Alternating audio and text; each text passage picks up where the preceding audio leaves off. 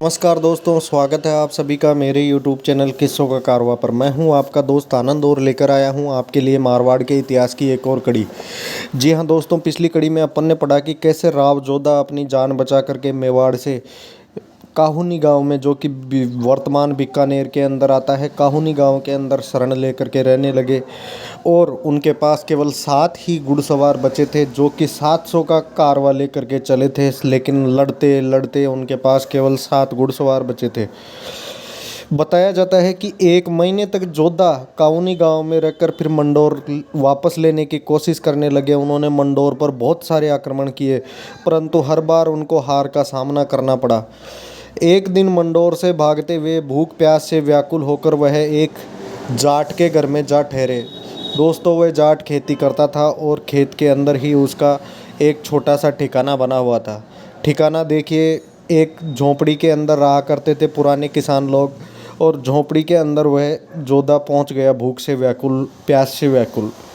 जाट के घर में स्त्री थी और स्त्री ने देखा कि ये कोई थका हारा राहगीर है और इसको पूछने का कोई फ़ायदा नहीं। उसने बिना पूछे ही बाहर चारपाई पे बैठने का इशारा किया और जोधा वहाँ जाते ही निढाल होकर गिर गया मानो उसको उस महिला ने सबसे पहले तो पानी पिलाया, और पानी पिलाने के बाद उसको आराम करने की सलाह दी और कहा कि अब गर्मा गर्म खिचड़ा तैयार होने वाला है मोठ बाजरी का, वो खा करके ही जाना। अब जोधा दोस्तों ऐसी हालत में था कि वो मना नहीं कर सकता था, क्योंकि मना किए तो फिर खाने का कोई ठिकाना नहीं था। निर्जन जंगल था। आक्रमण लगातार मंडोर को पाने के लिए कर रहा था, लेकिन मंडोर नहीं जीत पा रहा था। जोधा पानी पी करके खाट के ऊपर ही, खटिया के ऊपर ही लेट गया और उसको सुध भी नहीं रही और उसको पता ही नहीं चला दिन का। थोड़ी देर के बाद वही स्त्री ने थाली के अंदर गर्मा गर्म घाट जिसको बोलते थे, उसमें मोठ और बाजरे की खिचड़ी होती थी, उसको ला करके जोधा के सामने रखा और बोला कि ये खा लीजिए। जोधा ने तुरंत, भूख के मारे व्याकुल तो पहले से था, और उसने थाली के बीचों बीच हाथ डाल दिया और उसका हाथ जल गया। यह सब उस बूढ़ी माई, जो कि स्त्री उसको खाना खिला रही थी, उस स्त्री ने देखा। यह देखकर उस स्त्री के मुंह से अचानक ही निकल गया, तू तो जोधा जैसा निर्बुद्धि दिख पड़ता है, तू तो जोधा जैसा ही निर्बुद्धि दिख पड़ता है। इतना सुनते ही जोधा जी के कान खड़े हो गए और जोधा जी ने पूछा कि हे माई, ये तो बता, ये जोधा निर्बुद्धि कैसे है। तो माई ने उसको उत्तर दिया कि जोधा निकट की भूमि पर तो अपना अधिकार जमाता नहीं और एकदम से बीचों बीच के अंदर मंडोर स्थित है, उसके ऊपर आक्रमण करता है और हर बार वो हार जाता है। अगर इस प्रकार वो आक्रमण करता रहेगा तो अपनी पूरी ज़िंदगी के अंदर मंडोर नहीं जीत पाएगा।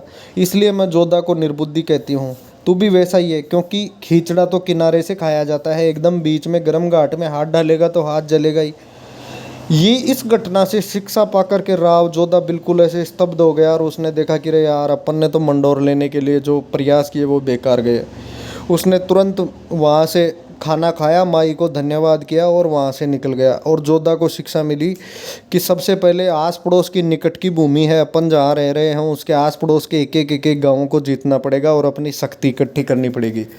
दोस्तों, जोधा उस दिन से इतनी समझदारी से काम लेने लगा, मंडोर के निकट के सारे गांव एक एक करके जीतने लगा और अपनी शक्ति को बढ़ाने लगा। और इस प्रकार कई वर्ष का समय लग गया, लेकिन कुछ वर्षों के बाद में उसने पूरी शक्तियों को एक साथ मिला करके बीच के ऊपर मंडोर दुर्ग पर आक्रमण किया और आक्रमण करके मंडोर को अपने कब्जे में ले लिया। और महाराणा कुंभा का जो अधिकार हो रखा था मेवाड़ का मंडोर के ऊपर, उनको मेवाड़ से निकाल दिया और उनको मारवाड़ से निकाल दिया और मंडोर के किले पर जोधा ने अपनी पताका फहरा दी। इस प्रकार दोस्तों, जोधा को एक सीख मिली कि कैसे कोई भी आदमी अपने को सिखा सकता है, इसके लिए छोटा या बड़ा होना कोई ज़रूरी नहीं है। इस प्रकार जोधा जी ने मंडोर के ऊपर फिर एक शक्ति इकट्ठी करके आक्रमण किए और जोधा ने मंडोर अपने कब्जे में ले लिया। इसी प्रकार जुड़े रहिए दोस्तों मेरे चैनल किस्सों का कारवां से। अगर आपको इतिहास के ऐसे किस्से पसंद आते हैं तो चैनल को लाइक शेयर सब्सक्राइब अवश्य कीजिए। धन्यवाद दोस्तों।